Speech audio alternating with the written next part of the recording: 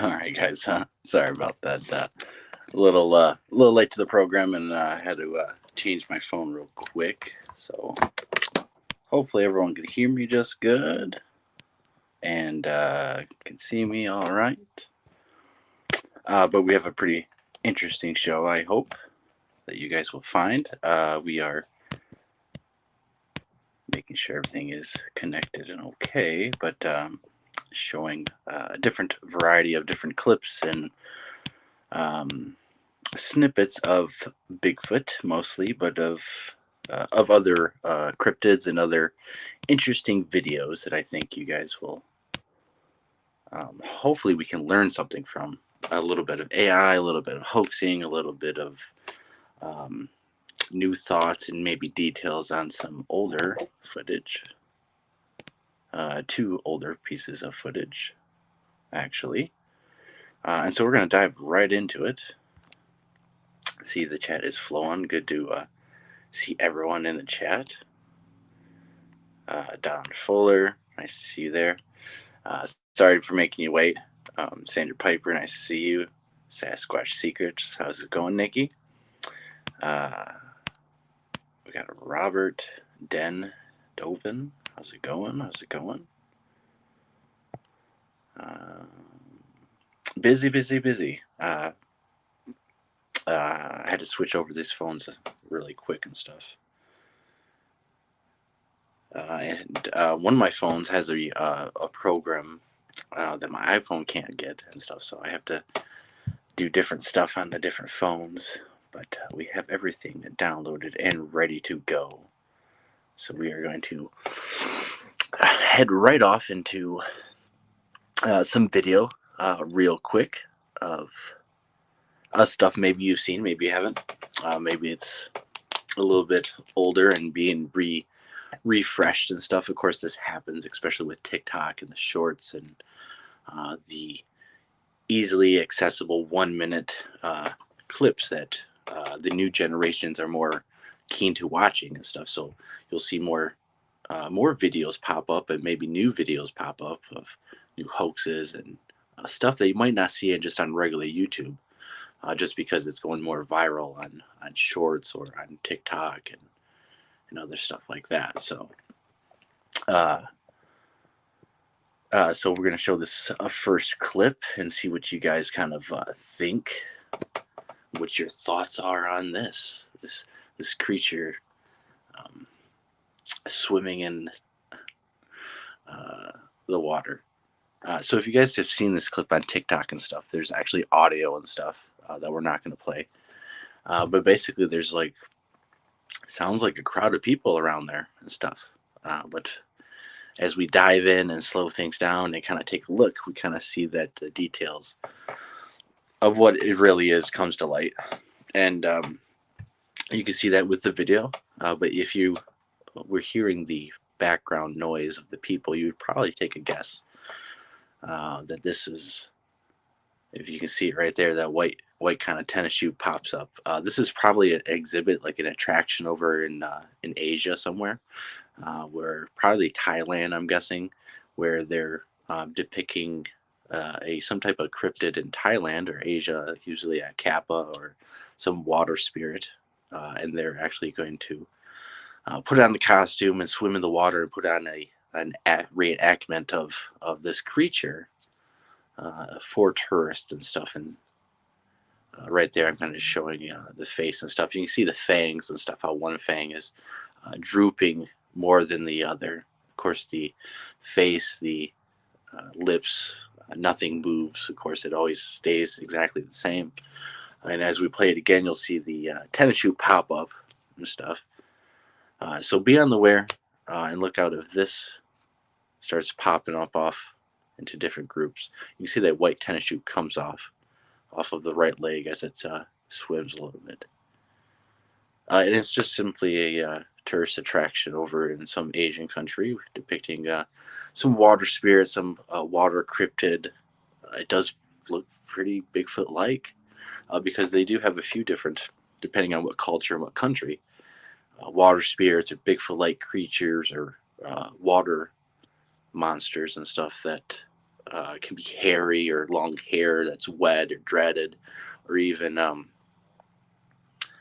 kelp-like and seaweed-like hair and stuff. So you'll see a lot of these different attractions. There was another video of orange, hairy-looking humanoids off in the water that tourists rode boats up into, and they were playing like some musical instruments and stuff. That is another type of attraction like this. So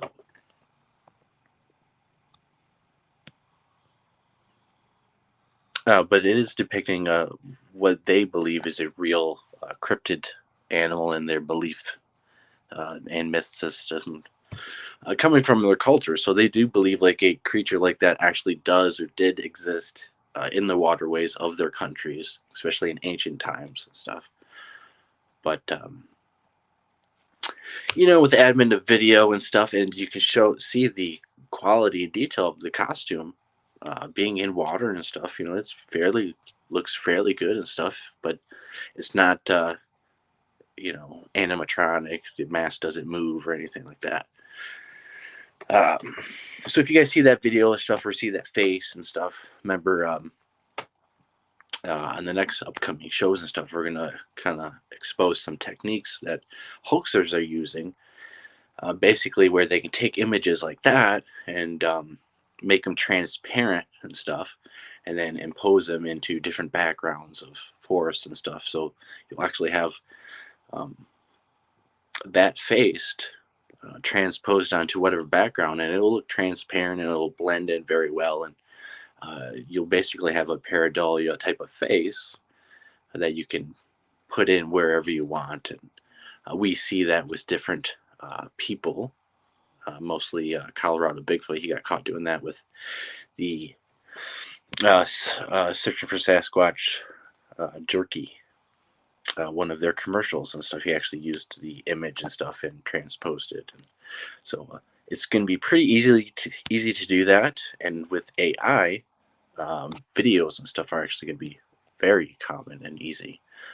We got a video that we'll be showing some of that.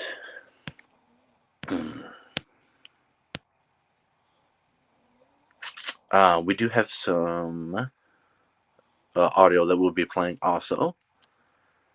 But let's go to the next video clip. So you guys might see this on TikTok and stuff in the TikTok or Shorts or wherever. Basically, the story is that this is video of a dog man shape changer that is running away from the U.S. military caught on camera and stuff, and that is how it's presented and stuff.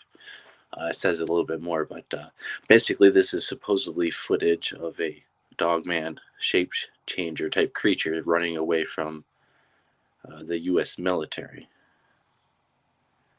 And if you guys didn't already kind of guess, basically this is AI generated imagery and video. It could be just images stacked in just like a picture flip book, just played in a row and stuff. That's how video actually is made, right? 60 frames per second, 60 video frames a second. So those were only a couple frames per second. But basically, if you have AI making 100 different pictures and they're only advancing a little bit, you could make a whole video. And basically, that is one example of someone attempts out there. Of course, with saying it's actual real video, it's not. So that's kind of rough AI quality video that everyone has access to. Anyone pretty much for free could probably make video and stuff of that quality. It's not really that good.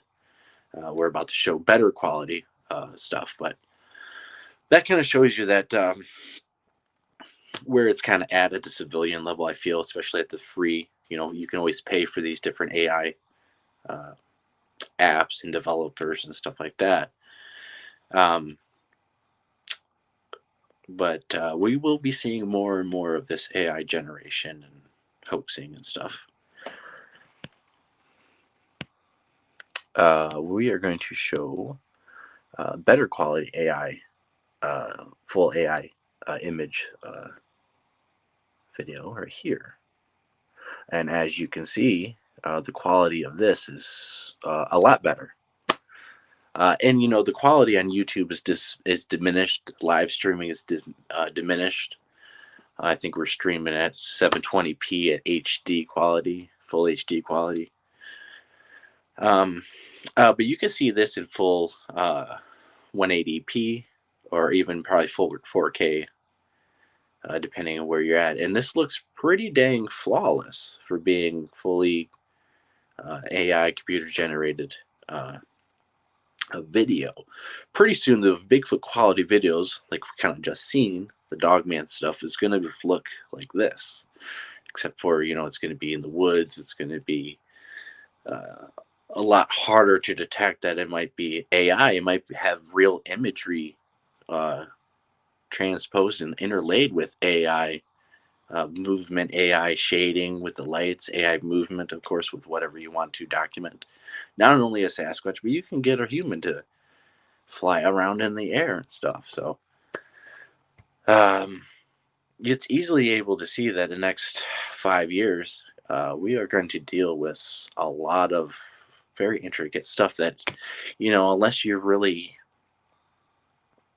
trusting and trustworthy, and you find a person trustworthy and you can count on them and their story, videos are going to kind of almost be obsolete to a certain standard. And that's just because of the quality and stuff. And also, some people don't have the eye to catch on to the resolutions, the quality, the graphics of the video to tell if it's real or if it's fake. A lot of people and good researchers, older researchers, seem to be tricked and are falling for hoaxes and AI photographs, AI generated Bigfoot photographs with standing next to people, really good quality pictures that are AI based on different qualities that the pictures that AI do. mainly deformed hands and toes and other things. But they seem to think that it's real because to them, the graphics and the quality looks real. It looks great. It looks amazing and stuff. But for other people or other people who looks into graphics, graphic design, you watch different quality videos on different quality like HK TVs, or you have a teenagers and stuff who play game systems and stuff. Uh, the graphics on those, especially on like computer games, are always upgrading stuff. So graphics are always getting better. Some people can't really distinguish between really good graphics and fake imagery. That's computer generated. That's AI. That's an artist simply drawing with flashy colors. And you can see that in video games that are getting more realistic. You can see that in um, Oculuses and stuff. If people are into virtual reality and stuff, there's a certain graphics they are getting there. There's graphics when it comes to computers, and very soon it's going to be very easy to just transpond whatever you want into the background and have a high quality Bigfoot image floating in the background of your backyard if you want to. This quality stuff is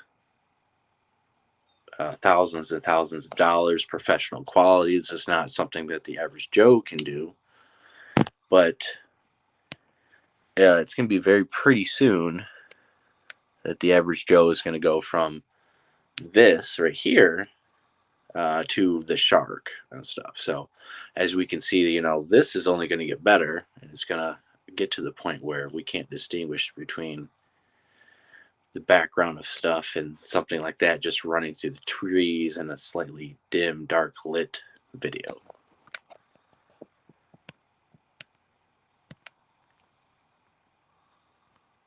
Say, Monster Radio, nice to see you here. New sub, awesome to see you guys here. And OCIR,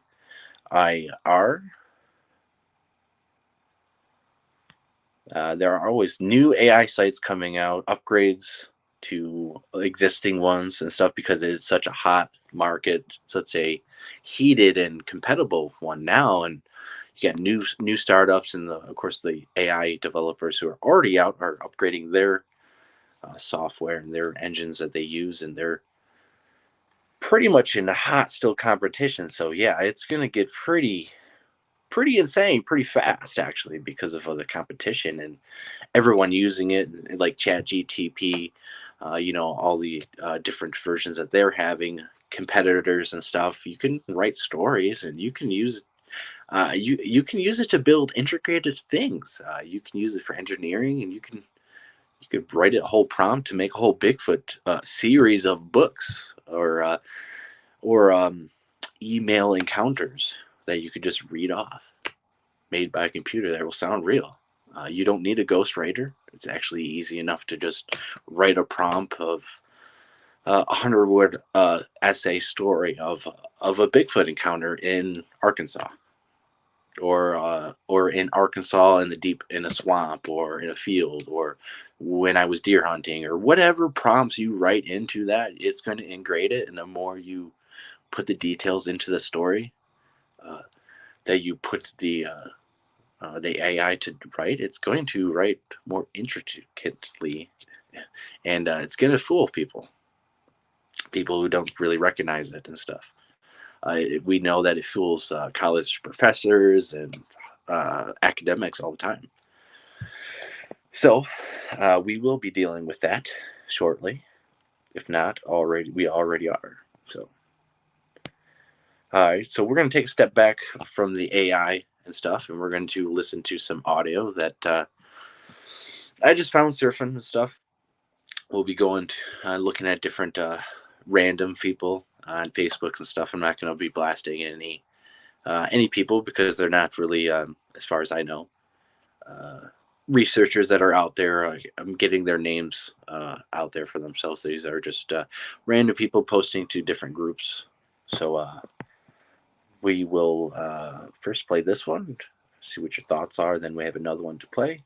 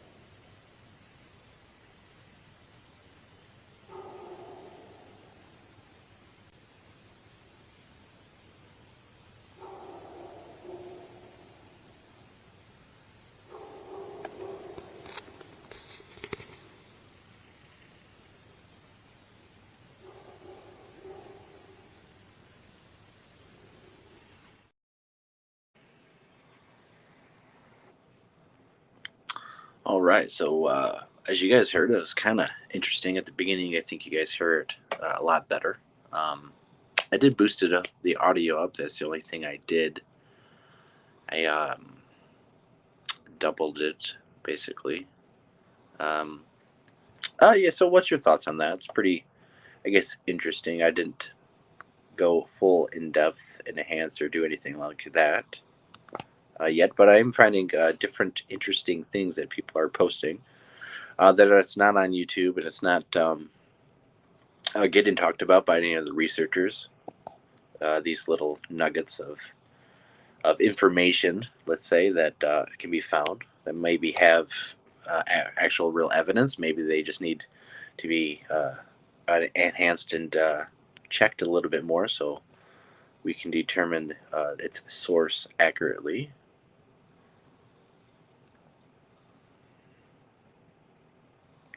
Um, I would say that I would agree with you that I think a lot of these dogman encounters. It depends on the person, the story, and stuff, but can be farce. But I have personally encountered with, I don't know if you can hear her snoring, my lovely woman next to me, that we were driving on the road and we seen a wolf cross the road, a massive wolf cross the road. It ran on all fours in the field. It proceeded to get up and run on its hind legs like a person with its arms motion and stuff, and it continued to run in the field as we drove by. So I don't know. I don't know what it is other than it was a wolf that got up and ran like a person. If that is a dog man, I guess that is some type of lupus. It is some type of wolf that is running perpendicularly. It's running upright and weird. So that's what I personally encountered. Uh, these other dog man, what I seen looked very natural. If it never got up, would never have assumed anything different than it was just a wolf. These werewolves style creatures and all that is bizarre and out there and stuff, I guess. And until I personally see it and witness it, I find those stories hard to believe myself, even though I've encountered an upright running wolf, which sounds, the dogman name is very very off-putting and stuff. So, but let's keep going and stuff because we got several clips to keep going and pushing through. So we're gonna don't get time constraint and stuff. It's not gonna be a very long show. So here's another audio clip that I have, and let's get your guys' thoughts.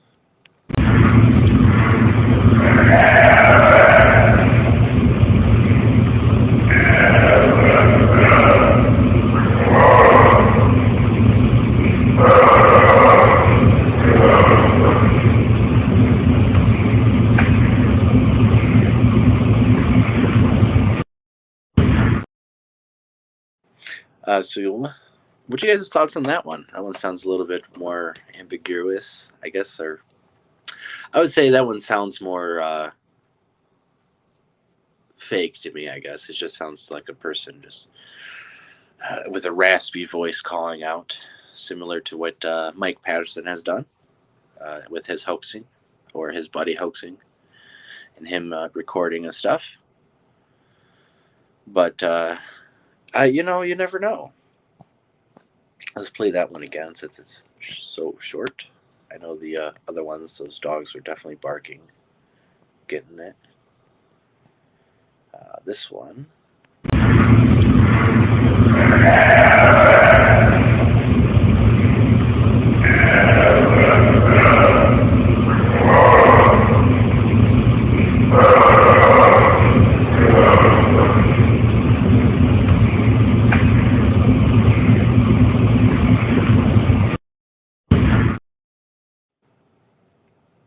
Maybe that's something. Maybe it's not.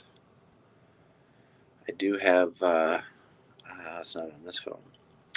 That's what I was forgetting. I have. Basically, the story is, this guy's just recording this and um, out behind his house and stuff, right? Not much detail.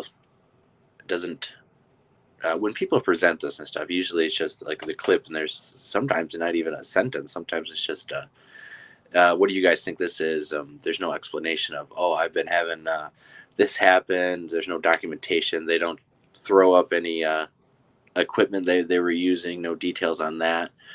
Um, and so it's very just, it doesn't build a case on it being authentic or real, in my opinion, and some people are just people, right? So you sometimes, you just leave out that detail, you just throw it up out there. But a lot of the time when you find people who are faking stuff, or it is fake, they tend to leave out those details because they have to lie and keep making up more details. And usually they don't have those details already planned out when they lay out the video and share it. They kind of go make up as they go.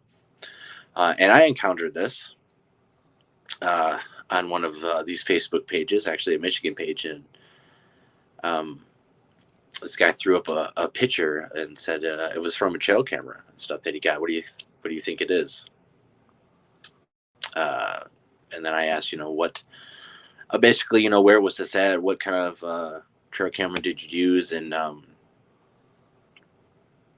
uh, basically, the answers and stuff were, it was a attached cam, whatever, whatever. But as other people started asking more details about, what he was using and what it possibly could be, all of a sudden everything was deleted and gone and stuff, because people were lies were getting exposed. And when you dig deeper and stuff, and people don't already have these details laid out, it's hard to keep organized of these lies and stuff. So you'll find that if you poke and prod people on the information behind these postings and stuff, sometimes it unravels, and that's a pretty good clear indication that it's fake, or it's not genuine at the very least. So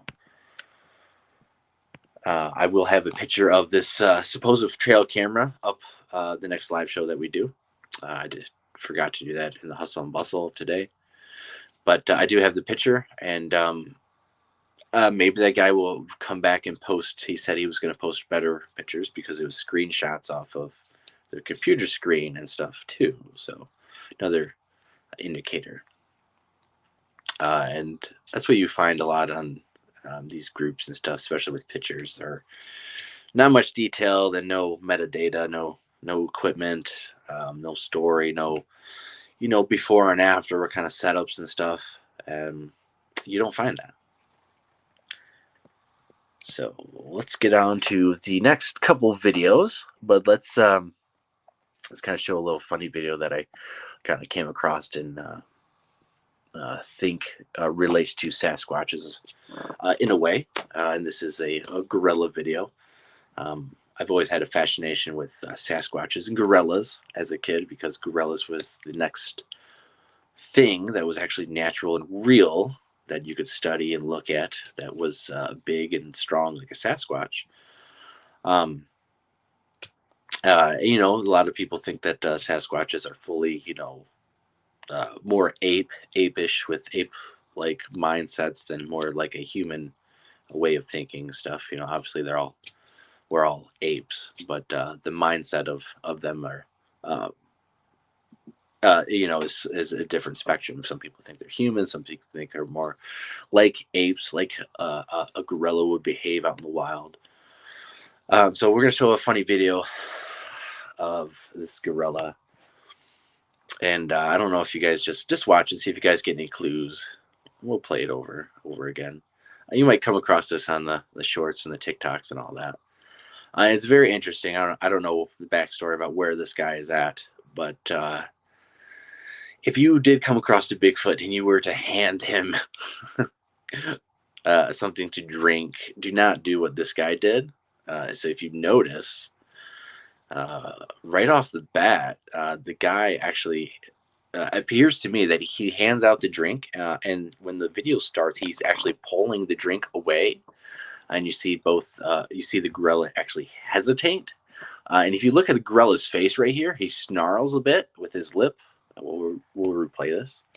Look at the reaction from the gorilla. The gorilla does not like that. he actually looks at the guy, and the guy, it looks directly at this gorilla's in the eye, which is something you never do with a gorilla.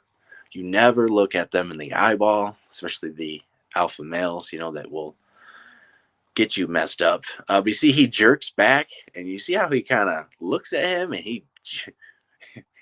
he grabs that with us, that look on his face, and he's looking at that person as he's looking at him.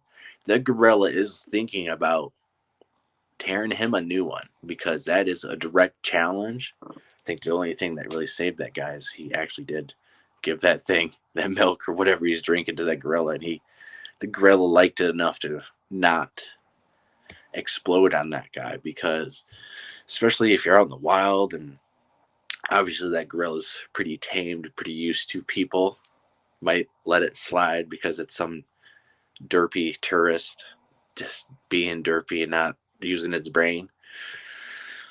In the actual situation that we see, and that you would, if you're handing a Sasquatch something, don't jerk back, just give it to them, because they probably aren't going to like it and don't want to stare at them in their face like he's doing. You want to give them space, you want to kind of back off and stuff. You don't want to stand there like a little puppy waiting to get smashed, because in this situation, whether it's a gorilla or any kind of animal, wild animals that you give food, don't want to give them food and just stare at them. It's a direct challenge for most animals. You want to give something food and back off a little bit. And this face right there, man, I'm telling you, that thing was looking at him and thinking, you're messing up, buddy. And I thought that was very relatable, because people are out there trying to give Sasquatches, trying to feed them, trying to. I mean, I've been in situations where if there was something actually in this bush, I was reaching my hand out there with the apple trying to give something it. Obviously, never took it, but if you're trying to actually hand something to a Sasquatch, that is the last thing that you would want to do, is what that guy did, and that is just being so dumb and defenseless right there, so close to danger, and you're just starstruck. And that mindset too is dangerous, because you get stuck in this like amazement of this false sense of security and safety. Oh yeah, he's my friend, he's not going to do nothing to me. But you're on the verge of being snapped like a twig. And that gorilla looked at him and gave that lip curl, and he did not like them. That simple, you're handing something that's little, you're scared, and you jerk back. That can cost you, in the mind of a gorilla or in the mind of some wild creature out there. And it could be dangerous to you, because you're nothing compared to the strength of a gorilla, let alone of these, they're, twice as big as a gorilla in some cases, right? 12 feet tall would be twice the size of the gorilla. A lot more powerful too. So let's move on to these actual videos and stuff. I thought that was pretty cool and interesting, and just dumb, kind of a dumb safety video for you guys. Because you should never act like that with whatever wild animal it is. It could be a wild squirrel. Don't stick your face up to it and act like that. Okay? You will pay the price. Let's get into another different video, kind of aspect that many of you guys might consider the conspiracy side of things, but I think that as this century unfolds and the future comes and stuff, we're going to deal with maybe rogue science and stuff that might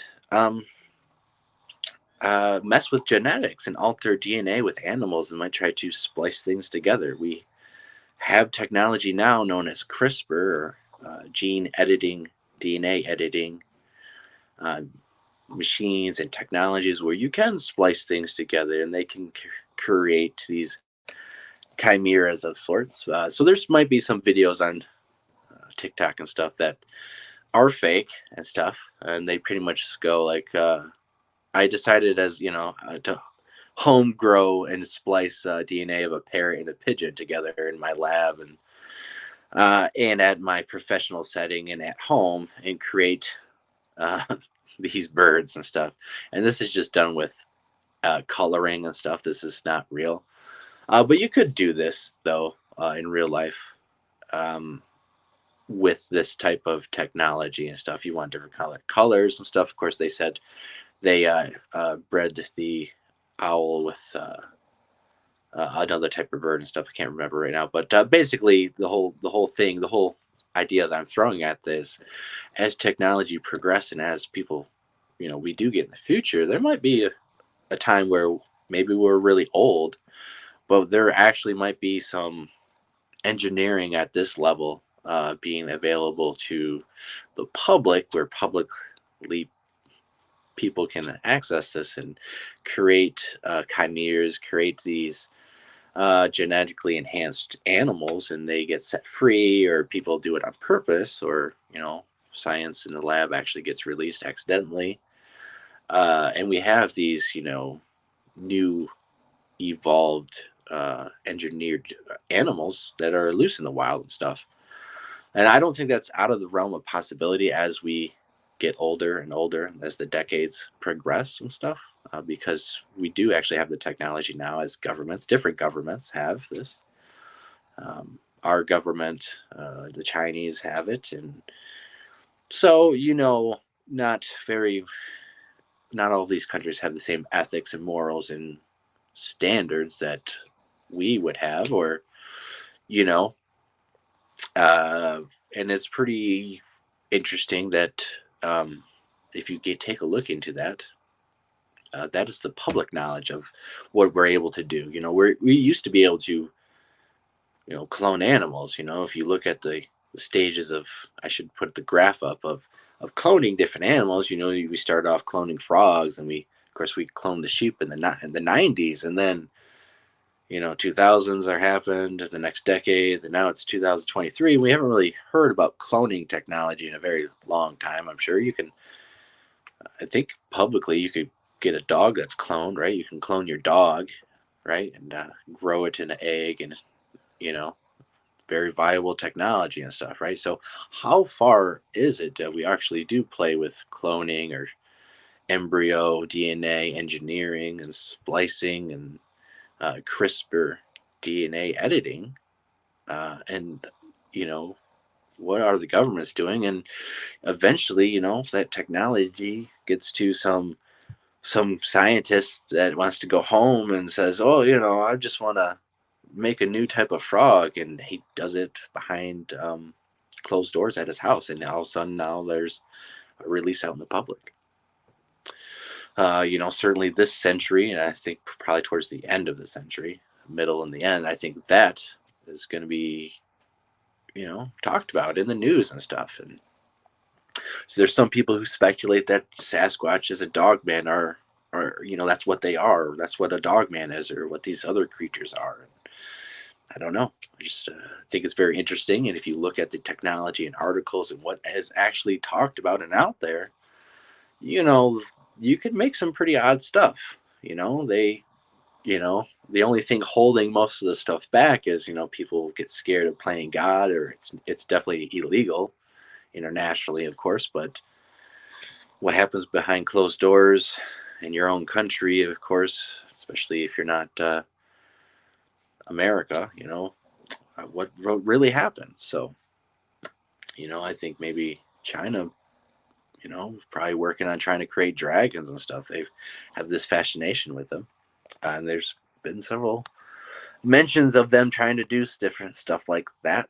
So that was just one little segment that I thought might have been interesting to you guys, because, as we progress and stuff in this next century of cryptozoology, there might be whole new animals that are just lab created. And that might be a interesting perspective to have happen in the future, far future, maybe near future, who knows. But the technology is here. So, all right, so we're going to take a look at another clip. This clip comes from, I think, either someplace over in Asia or South America. And this basically depicts a creature that is stuck on a goat, that is blood sucking a goat. And well, very quickly, you guys will notice what is going on. So pay attention to the camera, what all is happening and stuff. See if you guys recognize anything that might point to, is this video being real? Is this video being a hoax?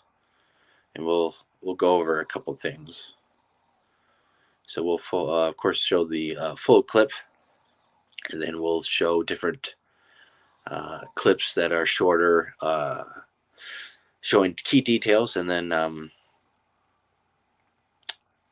so as you see, there's a lot of commotion and stuff. The camera is obviously not stable. A lot of stuff going on. They're whacking at this thing with these sticks. Of course, you see this long black thing that's slithering around. You see it right here. It's stuck to the goat. So we'll replay this clip and stuff, right, to point out some stuff. But right here, I slowed it down, and you can see it stuck on the goat a little bit, and you see them whacking it. But you see it crawling, supposedly right there to the fence. So what do you guys think this is? When I first seen this, I was kind of impressed a little bit by it. I'm not sure if this has been proven a hoax or not yet. I find it pretty interesting. If it is a hoax, it's pretty elaborate, especially for these people who are in like South America or someplace in Asia. But when you have videos coming from these third world countries or these second world countries and stuff, you're going to have people who are very, they have phones, they're out there, they're going to might capturing real stuff that might be actually alive. But they're also going to be people who are very creative and very inspired by videos they see on, from America, and want to create, buzz, and might actually hoax and stuff. And, they might want to generate revenue and stuff for themselves. And so I think we will find that some of these other countries and stuff, as they have cell phones and stuff, we're going to get a influx of hoaxes, but also genuine videos and stuff. And it's going to be hard to distinguish between the two of them, because you might not expect these people to be so creative and be able to hoax on a level like, say, this, without getting caught, without anything being super obvious that you can really tell. But at the same time, these people are not dumb. They're very smart. They're inspired on stuff they see, and they want to emulate and stuff, of course. And so maybe there are real creatures that, of course, they're actually going to get. There's a few things on here that strikes me as both could be fake and could be real. Very odd. The thing that points me in both directions. So we're going to take a look at that. If you guys have comments, let's get them in the chat and stuff.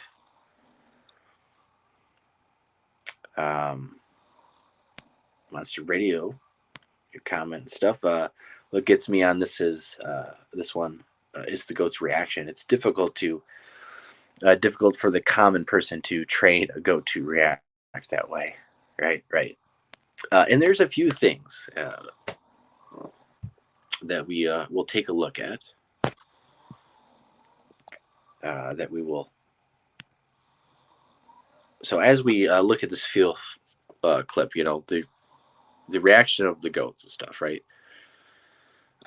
If it's real and stuff, right, the goat acts a certain way. If it's fake and stuff, they do have sticks, and they are kind of like jabbing and going at the goat. So the reaction might be from the sticks. If it's just a hoax, it could be. Let's say if it is a hoax, right? Let's say it's just something that's strapped to this goat, right? It's strapped to the goat. Now look at very much, right there was actually a splice of the camera and stuff. So actually it stopped and it jumped to a different scene. So that was edited right there, if you guys didn't notice. Not by me, that's the original clip. And I think there might be another edit right here. I show it right here. Um, it's right here. You'll see it cut from right here, and then all of a sudden they're chasing it, and then all of a sudden they're chasing it, right? So it goes from basically it's on the goat right here to all of a sudden they're chasing it, but the camera doesn't pick that up. It seems to be cut and edited, and that's what I show right here. So that leans towards being fake, in my opinion, right? But there's another thing like this. This could be just something that's when they set it up, right? All of a sudden it's on the goat. They strap it to the goat. Cut scene to unstrap it from the goat. Now you're pulling it on the ground, right? It would be hooked up to a wire. They're pulling it. They're chasing it off this direction. It goes behind something, and now all of a sudden it goes this other direction, and it goes underneath a fence of some sort, which is very interesting. I looked and looked and looked. I don't see any rope around anything. But that's how I could see how it could be a hoax. It could be strapped to the goat right here, and then they do stop and cut, and it shows them just they're in front of the goat. And all of a sudden they're chasing it. You could easily detach it and then uh, have it on a guided wire running and going underneath the fence. Now I don't know if the fence is bent before the creature is underneath of it, but the fence is definitely bent. It looks like at the end. So they do cut, and they're one's falling. It almost looks like it falls on it or near it. There's a lot of commotion. So there, it would be pulling off in this direction. You don't see it. I'm playing, devil's advocate of being it. So right there, I'm not sure if the fence, the fence kind of looks a little messed up at the very end. Maybe it's already like that. Maybe that's designed like that. But there is something very interesting that had me scratching my head and going the other way, which I thought was very interesting. That I will show here in a minute. But so right here, you could have something pulling it. Now it navigating between the trees, not getting snagged and stuff. It looks like it disappears and stuff, and it doesn't seem to get snagged on anything in front of it, which is pretty interesting. It is low quality video, of course, but you see where there's that jump cut, which is very telling of editing, in my opinion. I think in most opinions that would see that it's a jump cut, it's edit. That leads towards maybe being fake. There is one thing that steers me kind of to a direction, and is as they pull the goat out first, and it's underneath the goat. See this comment first. If you notice the creature, and it's underneath the goat, as they take it out and you get the best look out of it underneath. When the goat is walking, it appears that the creature underneath the goat, the head actually swivels. It actually looks like the head is like looking, and then it swivels off to, I think, the right. And you will see it once I point it out to you and slow it down, of course, which I do in these different clips. That's why it's very interesting. And maybe it is the tug of the wire that's guiding it. Of course, now they would have to have the wire unhooked right here, not hooked to anything, and be able to really have some type of cable that it's easily attached on, that you don't really see. Now, when they bring it out, you watch the head of this creature. Watch the head. You'll see it swivel. Watch the head. You'll see it swivel. When I slow it down and stuff, it's a lot easier to see. There's a lot of commotion, of course. But so if this is a guided wire, they have to have it hooked on to the head very, very fast, easily. When it goes behind that shed. They might, to do that little bit of movement, they might have to have, So watch the head. Watch the head. Watch the head swivel. Head swivels. Watch this head. You see it swivel? Maybe that's me, Maybe I think it's moving, but to me, it did swivel, and it's right when the goat is walking too. And of course, I'll have to replay that for you guys because it does not. I do not have that individual swivel clip ready for you guys to see. I might do other enhancements on this, but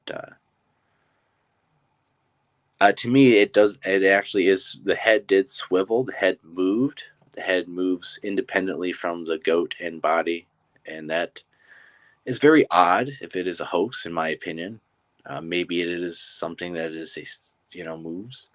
You see right there. That's where it swiveled.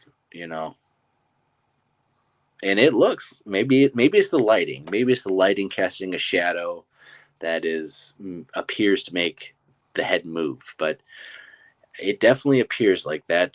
There's definitely movement right there of some sort. In my opinion, I think it's the thing. And so once we slow it down right here, hopefully you guys can see it right here. It moves right there. You can see it moves right here, right there. Bam, right there. Now, maybe it's the jiggle of the goat and it just appears like, the head tilts, but there's an actual little jerk right there that I don't know. It's my brain is telling me that it's odd and maybe not a hoax. I don't know. It is unfortunately the low quality of the phone itself. The phone itself is going to be in low quality. Maybe 420, three, whatever the low quality resolutions are. It is very uh, and especially when you upload it on different stuff, different settings, it can get mishmashed and stuff. But also that is a good point. Pixels are square. Pixels and pixelization. It's always square. And when it interferes with the quality of videos and stuff, it morphs the image, but it always makes square blocks, right? So it's going to morph something and morph the colors or morph whatever, but a pixel is a pixel. Will always be square. It's not going to be turned into a triangle. It's not going to turn into a circle. It's not going to turn into anything other than square blocks. These square blocks might appear to be different sizes and um, might have a small one, might have a bigger one. Depending on the colors, you might not see just the individual pixels and stuff, but they're never different shapes, right? Now they'll change the forms of the image itself, and it might appear to morph and do different stuff, but it's still going to be pixelized pixels and stuff. It's not going to be you're not going to morph into anything super abstract and stuff, or it's not going to take an object that's super blobby and it's not going to turn it into something detail that you're able to see. It's going to mash it out and you're going to have mush, distortion of color, stuff that is so pixeled and stuff that it basically takes the color, spreads it out, and you get nothing but the whole prime color of what you're looking at. And there's different edits and stuff, enhancements, and different programs that you can use to get detail out of super over pixelization videos and stuff that are real, not AI, not totally fake stuff, but real, genuine stuff. When you take a video and you zoom in, and you zoom in, and you zoom in, you will start getting pixelization of the film and stuff. You can still get details out of those with special techniques, with special software. Usually you have to pay for that stuff that can sharpen stuff, that can degrain stuff, that can slow down and help stabilize the individual pixels so they don't appear to morph and misshapen things more than they are going to. And you are able to get detail out of stuff that you might not think you're able to. And with improvement of technology, with video forensics, you are able to forensically get details out of videos that previously you might not have known about, might not have thought you'd been able to do. There's stuff. Usually, it's in law enforcement and in the government stuff that you can use to even track metadata, even to see if metadata has been enhanced, actually hacked, and totally, you know, and with the technology and computer setups they have, you can change metadata with the setups that they use for this forensics and stuff. You could actually change the metadata to whatever you want it to do and stuff. They have stuff that powerful. Actually, we have interviews on this channel with ex-federal officials that explain all this and stuff. And I've of course, they've been on other shows that said the same thing. And that was a couple of years ago, and even a couple of years before that, when they were actually working on that. So the technology that, it is possible to totally fake something, especially from someone who's in the position of a video forensic analyst for the federal government and different agencies. They could definitely fake and hoax a video that would be so real, and the metadata would be, you would think it was real, but luckily no one on civilian level has that and is abusing it against us. So we are going to look at a very famous, two famous videos. The first being, it just slipped my mind. The second one that we're going to look at is the Independence Day video. There's some detail that I think is very interesting. But first, we're going to look at. Let me play it and see if I remember it. I think it's this is the Marble Mountains video, maybe. Maybe I'm getting it wrong. It's a pretty famous video. I actually stopped it, and I'm going to show you a specific part because it is a pretty interesting long video, but there's only one segment that I really only want to talk about because I think it explains everything. And so if you guys probably recognize the video, the story goes that there's these people filming. They found this. They're camping at this site. They found this survival den, teepee structure that they are thinking it's Bigfoot. There's kids, there's a family, and they start filming this individual that is up there, walking this. He actually walks the whole ridge down and to this point of these trees. And you can see him right here. And the video, the guy saying, "Oh, he's so mad. He's flailing his arms. He's mad at us. The Sasquatch sees that we're down here camping at his spot, and he's furious." And the guy giving the commentary is saying, "You can see his arms and stuff. He's mad." And so we're showing that right here of how this creature is mad and throwing its arms up in the air because it's mad and furious, and not because it's stumbling and almost falling down right there. In my opinion, of course, I think this is based on this little clip right here. I think that's a human stumbling around, flailing its arms as it falls down like a human would. Just look how it's actually just trying to stumble around right there. You see it almost almost fall and stuff. To me, that's not hand movements of anger. That's a human balancing on stuff, on rocks or whatever it is that's up there. And it's very common movements. If you just think of when you fall and you balance. You throw your arms out certain ways, right? You throw them certain ways to balance yourself. That's pretty common way to balance yourself. And to me, that's exactly what these arm movements are. They are just common trying to keep your balance arm movements. You go walk on a log, you throw your arms up this way, that way, a little bit angled up, and that's what happens here. And it's just another clear indication of a hoax, or of at least a misidentified person up there that this guy is making this commentary on. Whether he thinks it's Bigfoot or he knows it's a real person, we don't know. We don't have that information. But at the very least, to me, that's 100% a person. If it's a Sasquatch, why is a Sasquatch misbalancing, almost falling over? Did he eat too much fermented fruit? Is he drunk off fermented fruit? No, I would assume not. I would assume that a Sasquatch traversing that landscape would be fluid, would be elegant. It would be almost graceful to watch a Sasquatch navigate that. whether it be on 2 feet or on all fours crawling. I think that if you had video of a Sasquatch, it would not be throwing its arms out, trying to balance and not fall down.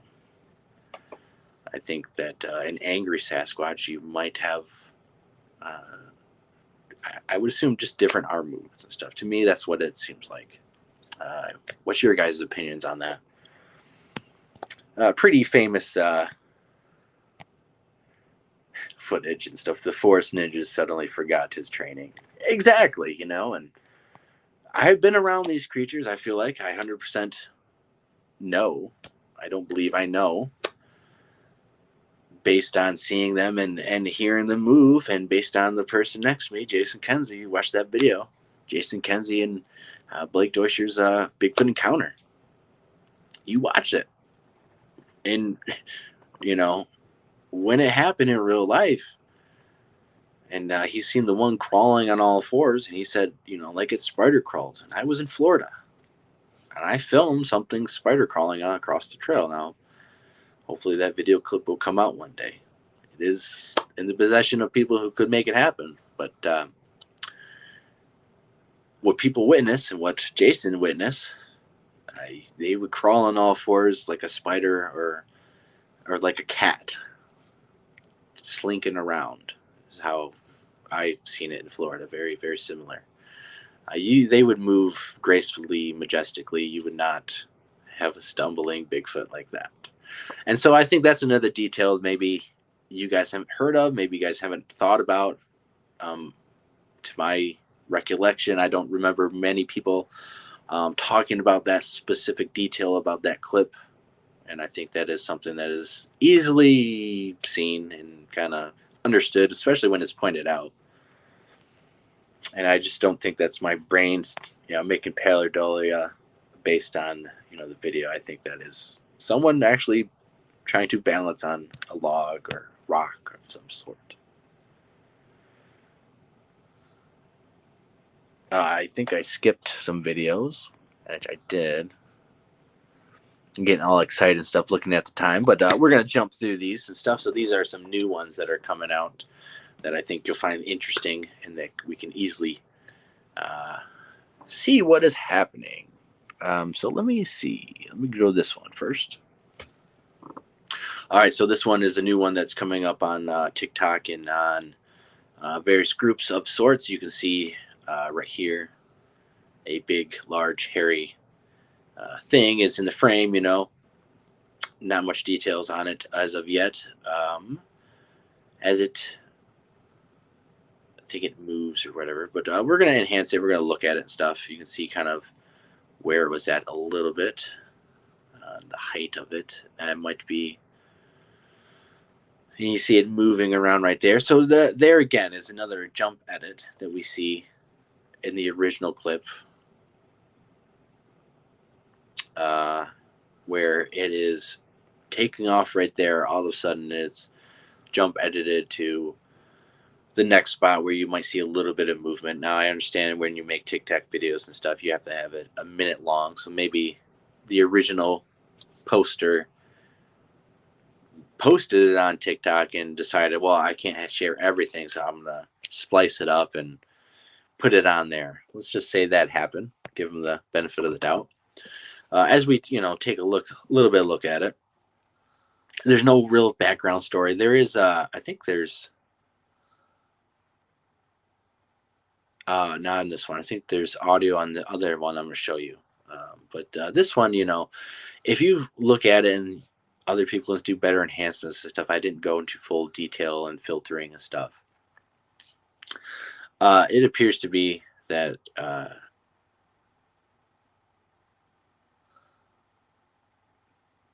I think maybe you can't see it. I'm having hard trouble now. But when I was editing this stuff, it looked like there's appears to be the face is very stagnant. Either right there, that white and stuff. Either there's it's showing like teeth and stuff that never moves, never stops showing it. The face basically is always showing kind of like a mask that's just showing a gorilla mask and stuff that we see at the Mike Patterson video that he post that he made a month ago and stuff of those gorilla masks, how the teeth are kind of always showing and stuff. That was my kind of sense of it. I could be wrong. Maybe it's the real deal. There's just no real story behind it. There's no real effort to give detail of the camera, story behind it. None of these people who post on these TikToks and stuff ever come out, do interviews, never get into the spotlight of things to give their own account. It's always other people talking. It's always secondhand. It's always another person making talking about the details of the video that they came across and stuff. It's always like that. It's never the original poster. Yeah, this is my video. I did this. I seen this. Blah blah blah blah blah. So the details already don't even add up to stuff. I tried looking for the original, of course, but did not succeed in that endeavor. So maybe there's more information out on those. I don't know. Of course, it's hard to find the information when it's snagged from somewhere else and regurgitated elsewhere.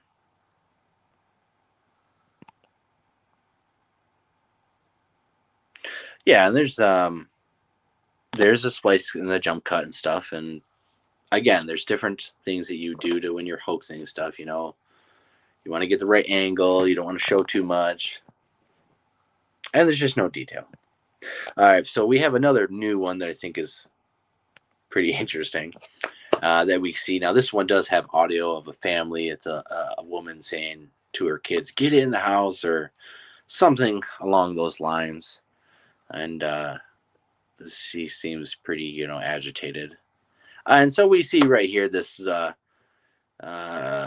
figure, this hulking figure that we see in the background, this auburn color that we see. You can even see a face, right? And very soon, I think the details will show themselves to you pretty clearly. Right? You see the hand and pretty open hand right there. The right hand is open. You do see pretty good body mass, you would say, right? Pretty long arms. Even has a face and stuff. Maybe you can see the nose. Maybe you see eye sockets. Maybe you see a mouth. Maybe you see even a smile on its face. But you will notice once the video progresses a little bit, we're showing, of course, the hand and stuff. These are the videos. These are the different clips that I, at the end, showing details that are very much key. Once we replay the video, it'll become clear. All right, so the original clip and stuff, you see it sees the person, it turns and it moves, right? So you see it does turn and does move and stuff, right?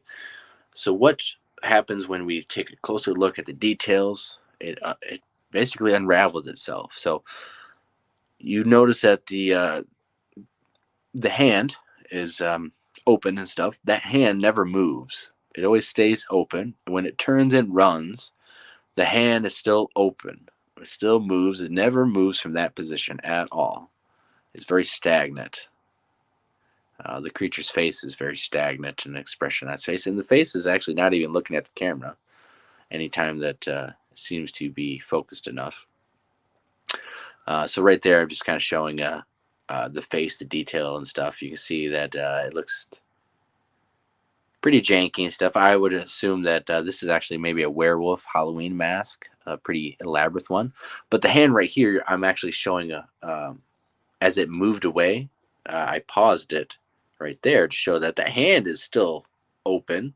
It's still bent in the exact same position, and it doesn't move. It's just like this. Stand here, and I better turn this way, and I'm running, and my hand just goes like this. And to me, that's a costume. Pretty elaborate costume. It's probably one of those big werewolf ape man costumes. You have some arm extensions and stuff, because the arms actually are pretty big.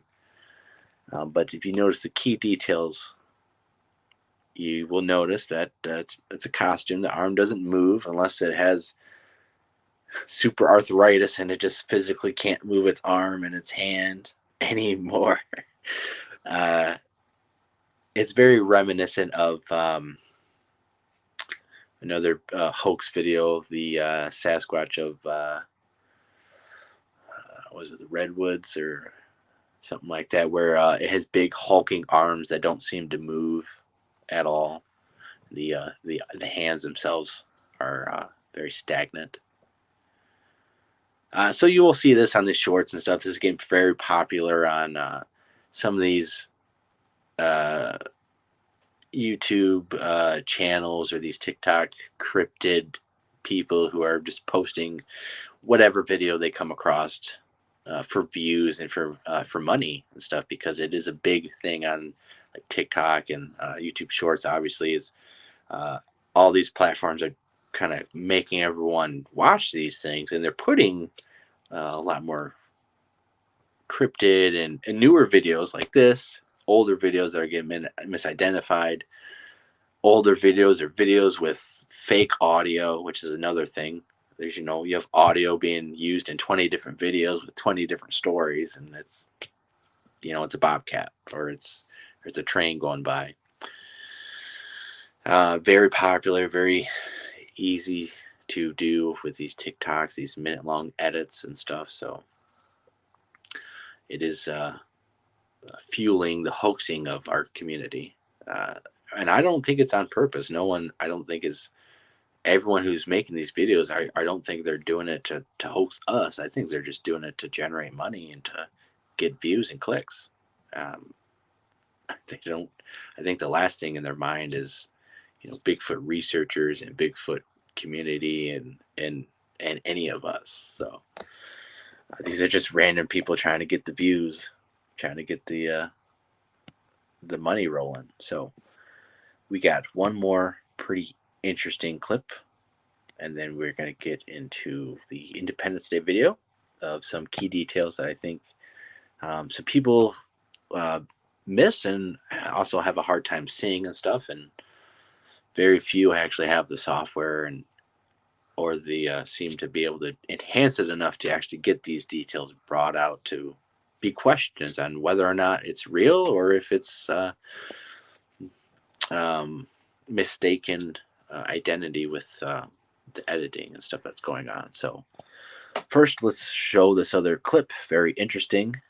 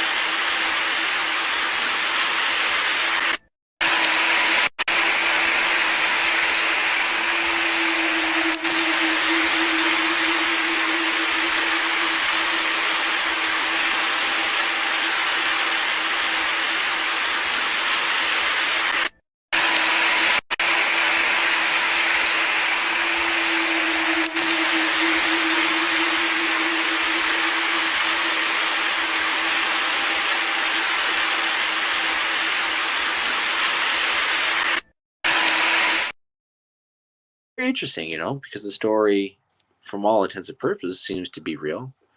Last I checked, um, and it's a good debate because these things, when they get thrown in our laps, a lot of people are like, oh, it's a hoax, or it looks real, and or it's a hoax because look at the phone quality and stuff. But there's different stuff going on in this situation that we like to look at the details on, if it's real, if it's not. I know a lot of people probably know of this story because it was a little bit more famous. And last that I know of, could be wrong, maybe things have changed, but it was pretty genuine and got caught the eye of actual scientists and stuff. But, you know, give it a little bit of time, maybe hoaxing and allegations or other things will come up. Sometimes that does happen. Um, uh, you would be surprised on um, I don't know if you were talking about that video or on people who are poor in those poor countries who want to make money. You get a one of these little channels out there, and all of a sudden they make a video that it gets hundreds of thousands of views. That puts them all of a sudden gets them monetized, and they start making money off that video because YouTube will uh, pay back. If you have a viral video like that that makes you start getting monetized and all that, they'll pay you for the entire video. That is, a couple hundred US dollars is more than a couple hundred US dollars to us. To them, it's a lot. So you might not think that this, who's going to make money off this. 5, 10, 15 bucks here a month for that video or more, to them is a lot, and could provide a whole family with wealth. So you would be surprised. And people are creative when they have a need for things to happen, and they have technology, and they have ways to be able to capitalize on the culture, and the myths and legends, and the cryptids and stuff. It's like tourism, like we've seen with the first video. You might go to a country, and this guy's like, well, yeah, I know there's Bigfoot in the woods, and you pay him to take you on a guide, and he just takes you through the forest because he's never seen Bigfoot or the equivalent over there. He just knows how to tell you a good story. He knows the area, and he's poor and he needs to have money, and you're looking to have someone take you out there. Now, it's not that different from making a video and just making money off it. We see that. I'll give you a good example. There was the people who make the videos, and they're building those like mud uh, structures, those mud pool hotels, mud campground, mud whatever things, and they're building out of like little bamboo tools and stuff. All those videos are fake. Well, they're real, but like they're not out in the wild. It's production done, and it's pretty like fake and stuff, right? It's a production. It's to make money and stuff. So it's not, you know, it's a niche that they do have skills and stuff to do, but they're making money off these videos, and so it's not that hard. And we are going to see more videos stuff like that, but at the same time, we'll see some real clips and videos that are real, not just hoaxes. This because when you look at the details and the story or the person of what comes actually out, it gives you, at least my opinion, it gives you a better sense of what direction if it you should lean. If it's maybe it's a hoax, maybe there's some details that I feel like it's real. I'm not quite sure. In my opinion, this that water creature, that river creature, was pretty real. It's pretty massive. It's big. It's open. It's in the open water. It's not easily able to be faked. Uh, there doesn't appear to have any ropes, cables. There's no other people on the shoreline that you can see. It is actually a pretty bright, sunny day. Um, doesn't appear to be AI. Um, Pretty hard to fake something that big, especially when it like turns around and then goes straight and stuff like that. But with enough money, time, and effort and creative ability, you can pull off some pretty insane stuff. So, right. So let's get on to this next video, and then we'll be ending the show because I don't want a very very long show, and I have other stuff to do tomorrow. But all right, so the Independence Day video clip, I'm sure you guys have seen. There's basically two segments to it. There's the first segment of the Sasquatch you see come out, and you see it, and then it goes behind a rock, and then you see it pop up, and now it's carrying appears to be an infant, and then you see it running away. So today, and a lot of people, and there's a lot of stories and backgrounds of other people who have tried to investigate the backgrounds and story on this, but there is no clear story to this. There's no real details on any of the equipment used, of course, or where it was at. This video seems to be, from what I've learned and I think remember what other people are saying is that it appears to just have shown up on the internet one day. There's no clear person who claims responsibility for this um, video. There's some people who think that there's a suit that has been used in this that other people have pointed out that you can either buy or make, or and it looks interesting and stuff. If it is a suit, right?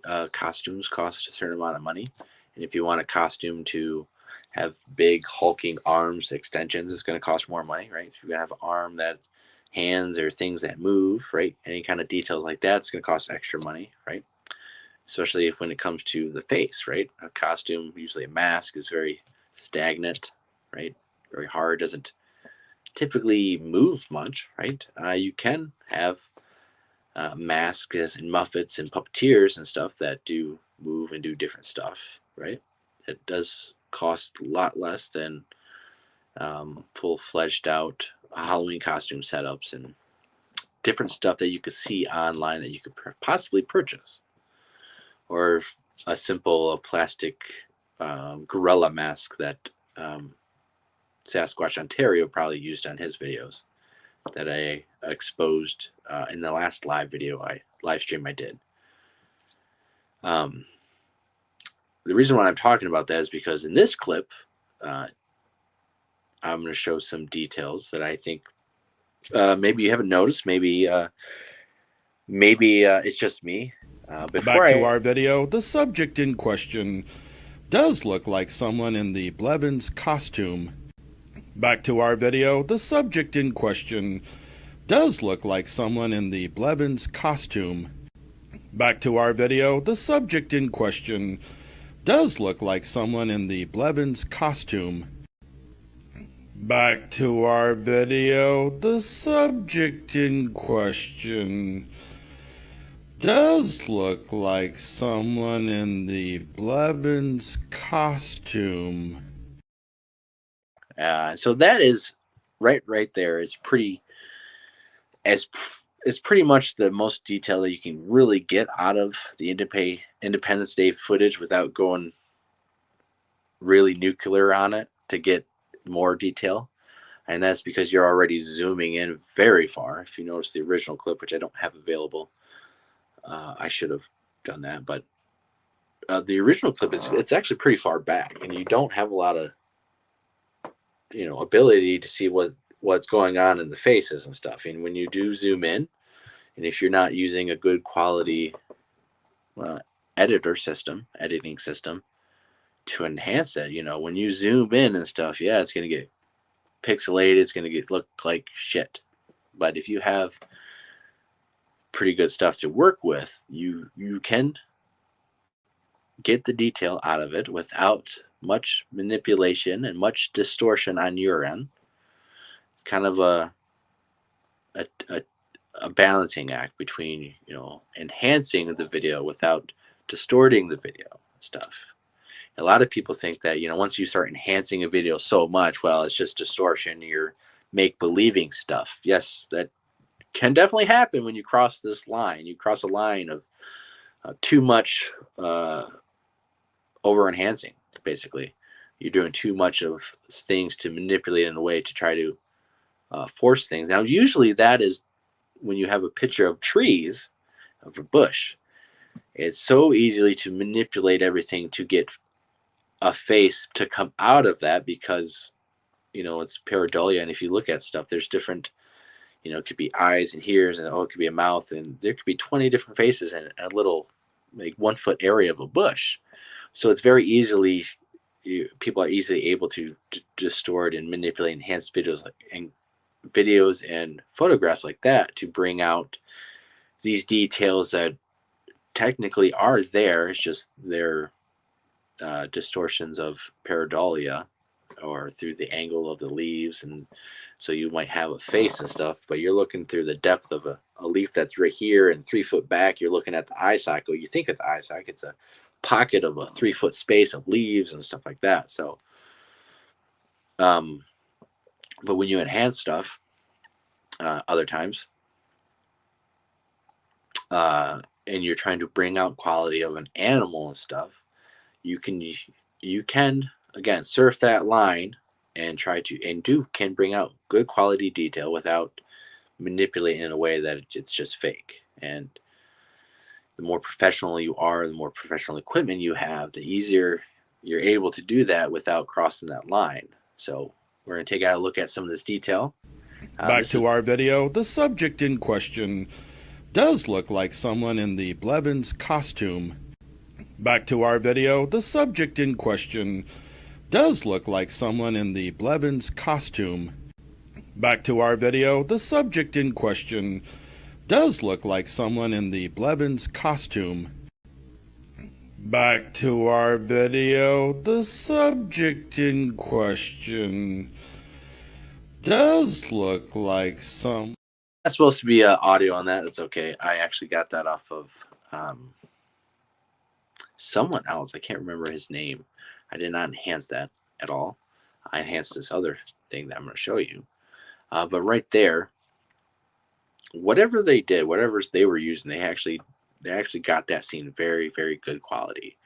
In my opinion, you can see movement and stuff. That might have been the wrong one. Maybe that's why that was, because that didn't show any. I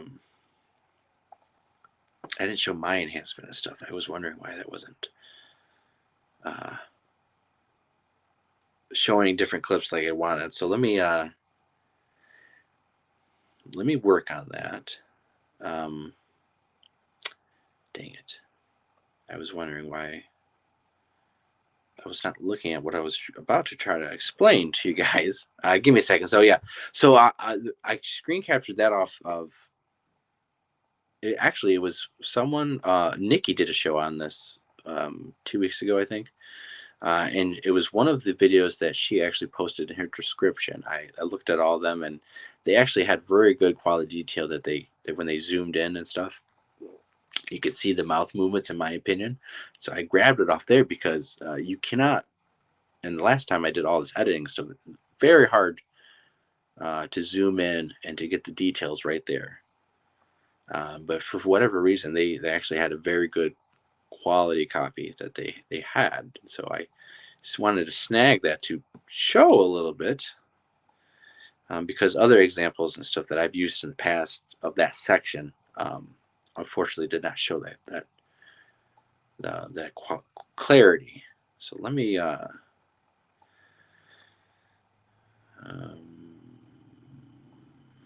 let me do this real quick. I apologize and stuff. And I want to show this before the next clip because um, it is showing movement of the mouth that is going to be different from what I'm about to show you too. So it's very unique. A mask, in my opinion, cannot do both these two things at the same time, or at least a mask should not be able to do these two movements of the mouth, in my opinion. So let me jump on real quick and not blow everyone's eardrums off.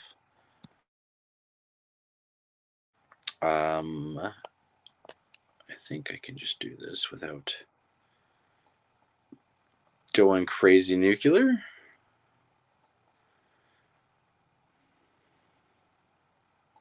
And I basically just have to load this other clip. I believe it's all ready to go.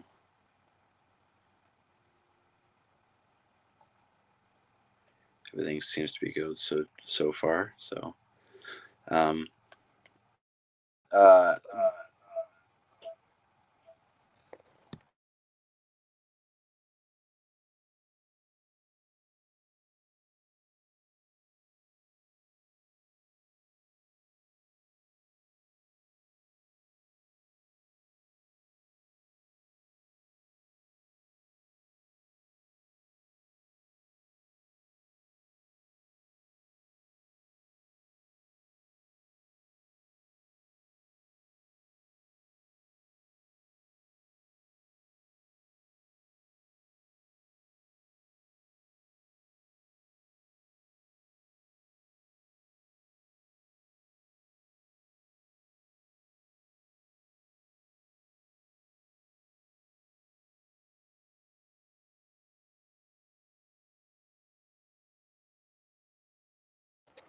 All right, so let's play this clip. Back to our video, the subject in question does look like someone in the Blevins costume. Whatever reason, I didn't have the right one where I have a minute-long clip of this played back to back. Slow down a little bit. I'm not sure what is going Back on, to but our we can see video, the the movement here. subject in This is question actually, I think, still the does original look clip. like I someone. just Back to our video, the subject in question does look like someone in the yes. Blevins costume. Yeah, that is not even. That's a bummer. That's okay. So what appears, and I'll show this, I guess, another time. What appears to actually happen is in this clip. Um, so what happens first is you see this come up with the baby, and then you see it at the camera. It embraces the baby, and then all of a sudden it faces the camera, and this is what we see. What I was trying to show you right there. There's some mouth movements, and actually the mouth opens up and remains open as it turns. And I'm going to have to show you and enhance it another time. Unfortunately, you could probably see it on those clips and stuff. The audio might get me in trouble, but in my opinion, you actually see the mouth separate and it hangs open. And I will show that another time. Unfortunately, it is not. It is not this time. So, very good. Kudos to them. I'll get the details on that and show you that next time. But if you go full nuclear, you can see the details of the mouth actually opening up and then forming a kiss as it kisses the infant. Now, this happens before the clip I was trying to show you. After this kiss, in my opinion, from that video the clarity that I've seen from them, the mouth actually appears to just open up, and you can see both lips. You can see the lips. You can see the open gapeness of the mouth because you can see it right here too. Now, this is not supposed to have any sound either, so I'm kind of worried. But see, right here, you can see the mouth is opening up, and you can see that it uniformly forms a kiss. Now, over pixelization, over enhancement will not create that kiss, will not create that. It will not make that form of the lips of the mouth. No amount of distortion enhancement caused by over enhancing the colors, overextending the saturation, tinting it, anything to do with the colors, the shadows, and stuff is not going to make a nose, and it's not going to make a mouth that makes kissing round lips. You can see the mouth actually is open right there. And now that's full nuclear and stuff because to get to this enhanced detail where you might be able to perceive the eyes and stuff like that. And that kiss, that is hidden. When you see the original clip, you see the faces. There's nothing but black. It's black. There's just black, right? Now this is enhanced a lot, and in my opinion, and Thinker Thunker's opinion, because I have to give him credit. It was his video where I first seen this kiss, but his version wasn't enhanced enough. It wasn't good enough, in my opinion. They're not showing it. I'm sorry, it's glitching on my end a little bit. But in my humble opinion, this is a mask is not going to do that. I wish I'm going to try to pull up this other clip and get it edited real fast because it does show the mouth opening and stuff again. And it is a different scene than this. So if the mouth is open and then it shuts and forms a kiss here, and then it opens up again as it walks away, in my opinion, that's not a mask. A mask is not going to be able to do that. Now, you can get a mask that opens its mouth, but you're not going to have a mask that can open its mouth and then all of a sudden just form a kiss. Now, some people out there might say that's distortion. That's just bullshit that you manipulated to that distorted, and you're thinking that it's something. It's pareidolia basically, but pixelization and stuff. You can see everything. Yeah, look how distorted the color is. Look at everything. Look how you can see how, yes, the shape of the outline, the baby's face, everything is just, you know, blah. The colors are all over the place, but there's nothing else is going to form. Let's say the open mouth and the kiss. Now those are two artifacts that are that's not being created out of enhancing the software. That's just not magically pop up there. That detail has to either already be there and it's coming out, or that creature or whatever it is makes that shape.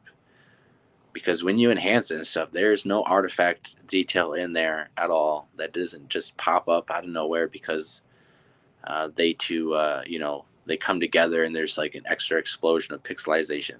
That is a round lip. That is not a square pixel. That is a round lip. I'm going to get this other video popped up, edited very quickly,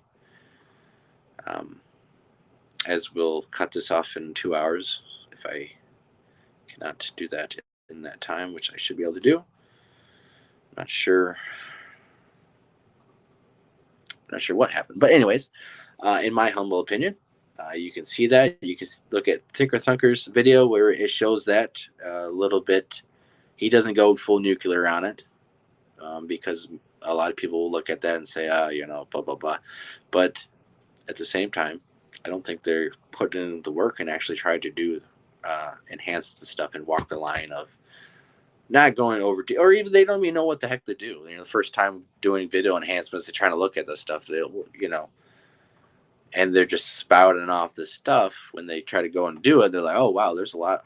It's a little bit harder to do that. And it's a little bit of video forensic enhancement."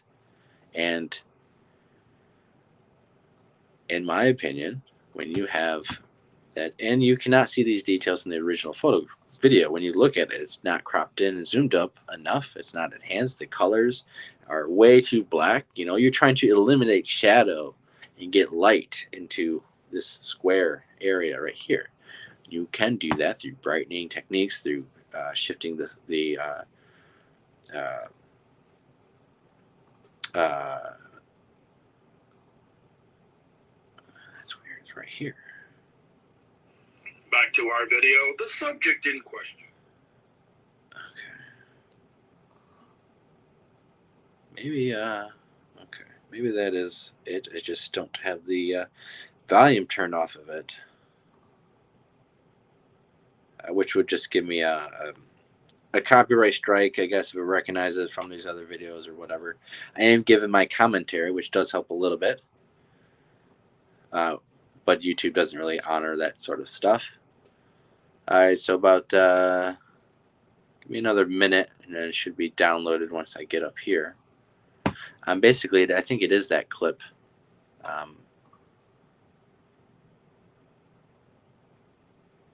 But if you guys are listening to whatever that guy's saying, especially in slow mo, you can't hear me explain the details. Yeah, this is definitely. It definitely shows that the mouth drops down, and it appears like the mouth is opening, and you definitely can see it without going full nuclear. And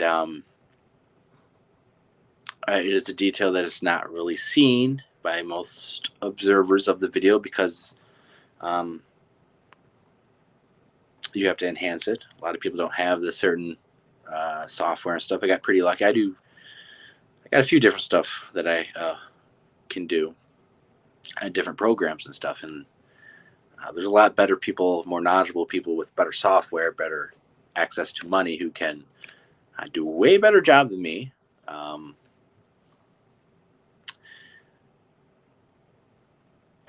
But there's just not a lot of people, I guess, doing it to get these details out.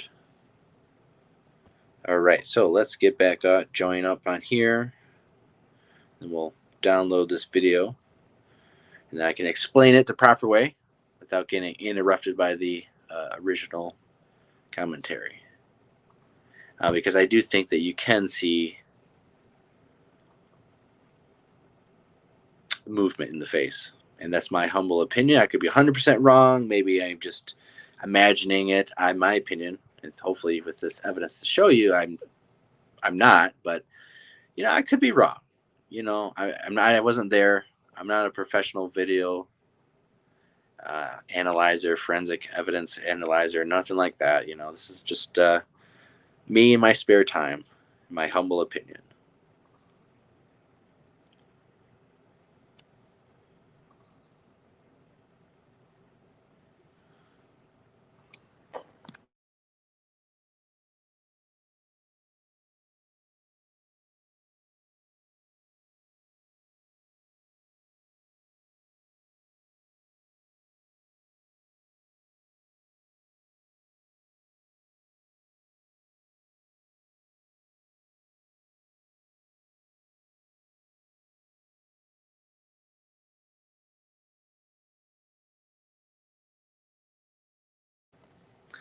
All right, I should give that about a minute or so, and then I can explain the details in that. And so, there's a few different other people who've done enhancements on this. There's other people who think that it's a costume, and there's other details um, that would make me lean the other way of it being fake and stuff. One of which people have pointed out that the cameraman seems to know where the direction of things are flowing. Um, the Sasquatch behavior. The Sasquatch is always in camera. When he picks up the baby and it stands up, instead of just like backing away and hiding away or being out of camera stuff. There's a lot of details like that. It could point it towards being it fake and a hoax and stuff. But I think the details of it, of this face, really, in my opinion, really makes me wonder about what it really is going on, because uh, no one's ever came out of saying, "Oh yeah, this is a hoax video that I made." Uh, this video came out so many years ago that I don't think they're certainly not making money off of it now. I don't think they made money off of it then. No one associated with the original video has ever made claims. They're not making money off of it. They're not saying it was a hoax. Uh,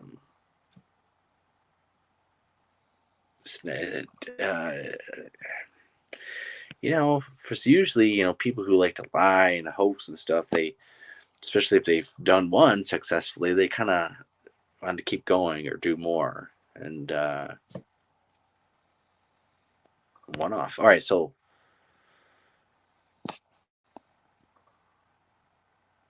okay, no sound. All right, so let's see. When you see right here, the mouth opens right here, and you will see it hang as she turns and stuff. Her mouth opens right here. You can see it drops to the bottom, and she. Now this is after the kiss. Now she has already kissed this infant, and now the mouth opens up, and you see it right there, really splayed open right there at the end, right before she turns. In my opinion, I think that's not a mask. I'm not sure. Maybe this is. No, this is not full nuclear enhanced or anything. All right.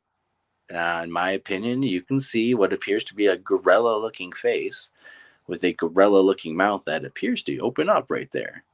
And you can almost see details that, again, in my opinion, I think it opened up right there. Now either if it's a mask, either that mouth is always open, or it's a mask that can open and shut. But it's not a mask that can open and shut and then kiss. Cannot form that. A mask is not doing all three of these things, right? That mask does not move at all. That mask can open and shut. but no mask that I know of actually forms a kiss. So, what do you guys think? So this happens first. First, you have this kiss right here. You have this open mouth right here, and I go full nuclear, so you can see. In my opinion, you see the open mouth. You see almost inside the mouth a little bit, and it forms a kiss. You see a nose. You see forms of a kiss, and you see it embraces the thing. Now there are details about the kid itself that a lot of people think is a hoax, but this detail right here needs to be explained, and it's not going to be easily explained by saying, oh, it's just you over enhanced it and stuff.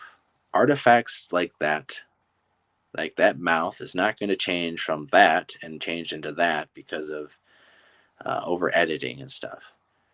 It's not in a bush. There's no now if it was inside a bush and stuff with different lines and different angles and different leaves and stuff going different which ways, you could probably pick up different artifacts that you might be able to have something like that, but not in the open, not with such detail, and they're coming together and it's nothing but shadows and stuff. They're not going to get.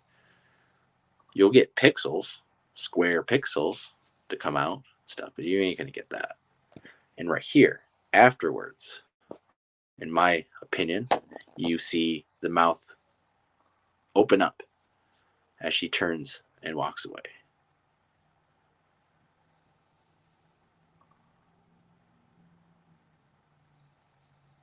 And I think that is very interesting, very clear. I don't think the mask is be able to do all three of these things. So what's your guys' opinion on that? I think that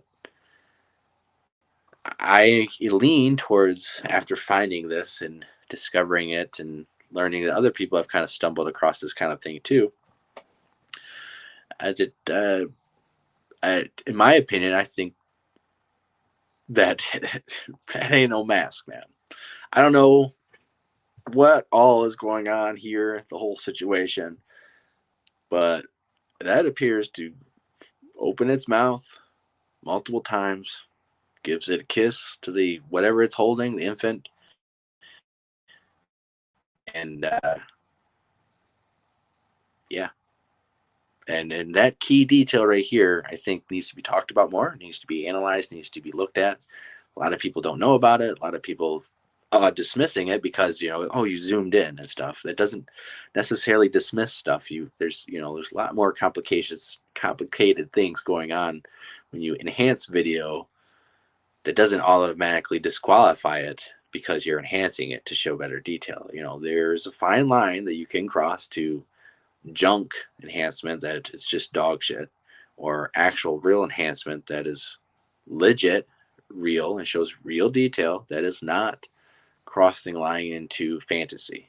And it depends on the situation, it depends on the terrain, what you're in. If you're filming a bush, there's different things that it's going to make it harder to cross that line. It's going to make it easier to cross that line without knowing it, without trying to do that. So that's pretty much what those two clips are about. And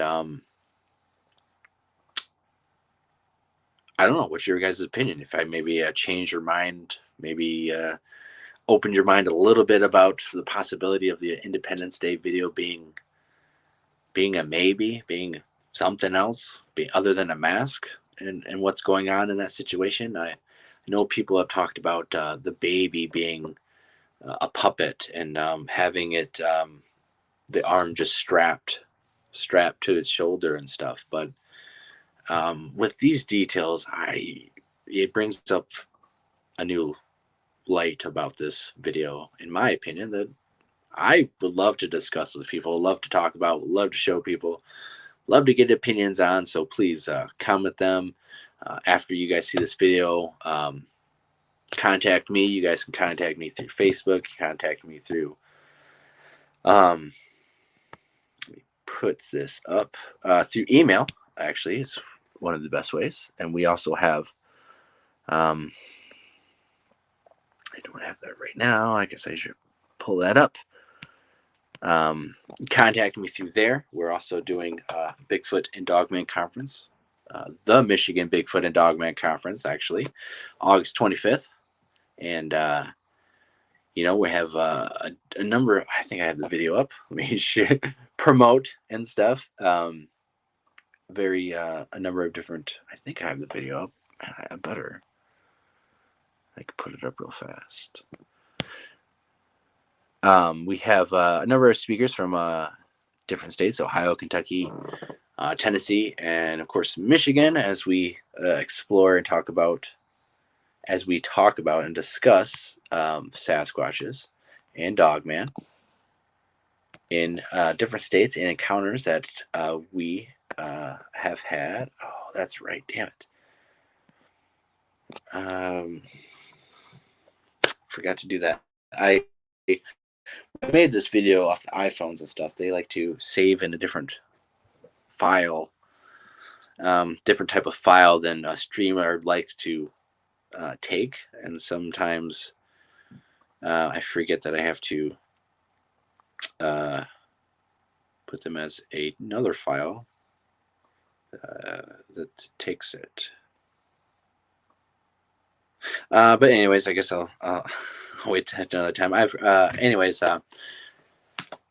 We're having the conference stuff. Hopefully, have a pretty good get together, and then actually going camping afterwards with some of the speakers and select people to get hopefully evidence in a very unique and active Bigfoot hotspot in Michigan. So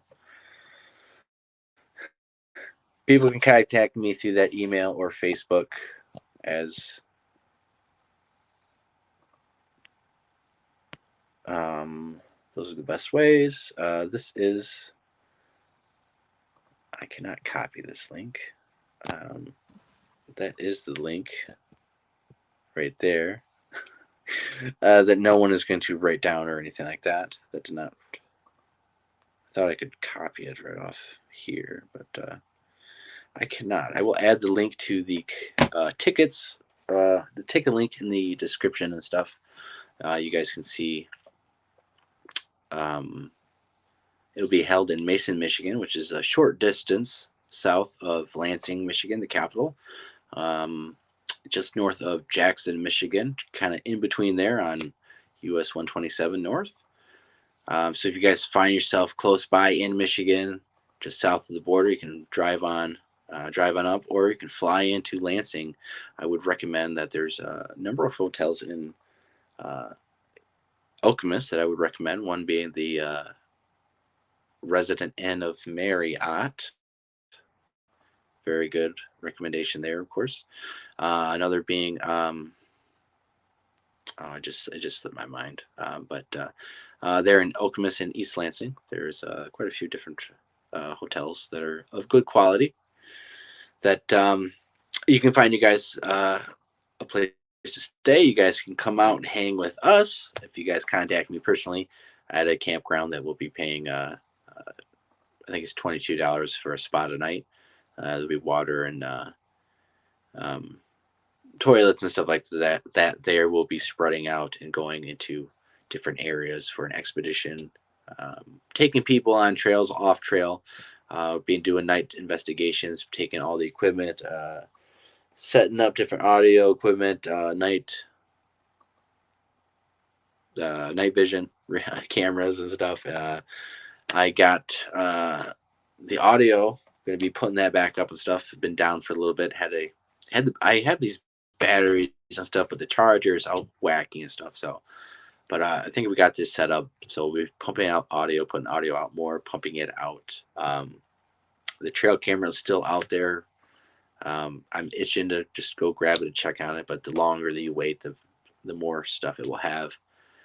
Hopefully the placement is pretty interesting. I have it placed on a creek river system and stuff. I think, Sasquatches utilize the water a lot, waterways or swimming and stuff. So hopefully it's a good spot. Maybe you'll get nothing. I don't know, waste of time, but it could be something. You have to try. So contact me. We will be camping out.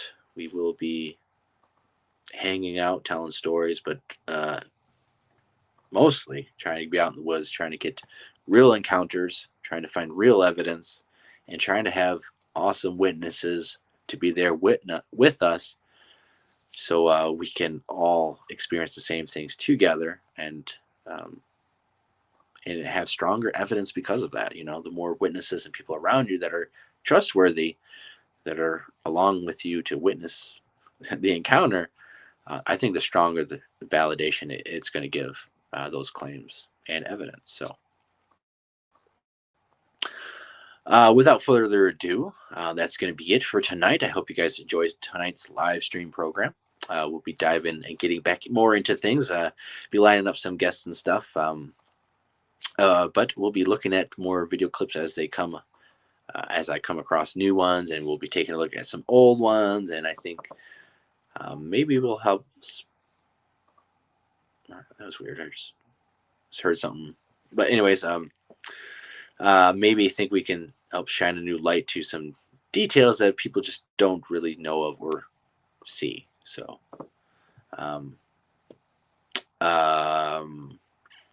check out Nikki's show tomorrow, Sasquatch Secrets, 7 p.m. Eastern, as she dives into the wonderful story of Zana, the Russian Bigfoot.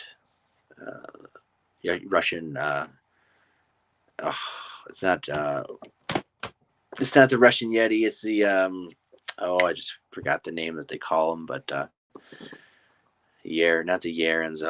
Almex, the almonds. No, it's a brain fart. But anyways, take a look at her program. I'll jump on when I can, whenever I get back home and are able to jump on.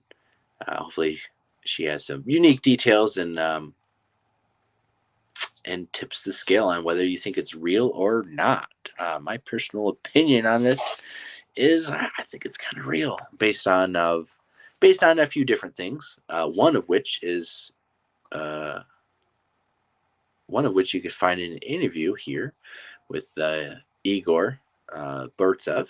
I did an interview with him a couple years back that I think you guys could find very interesting, that we go into detail. I think I might have interviewed him twice. Maybe it was just the one time. I think maybe twice, though. But we do talk about a little bit of Zana and some of the other stuff, and I will have to give him credit because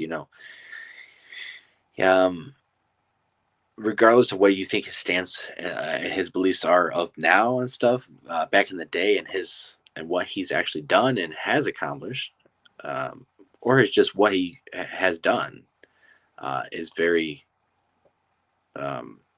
instrumental in the Bigfoot research. And back in the day, he would just move to a site. There's Bigfoot up in this area.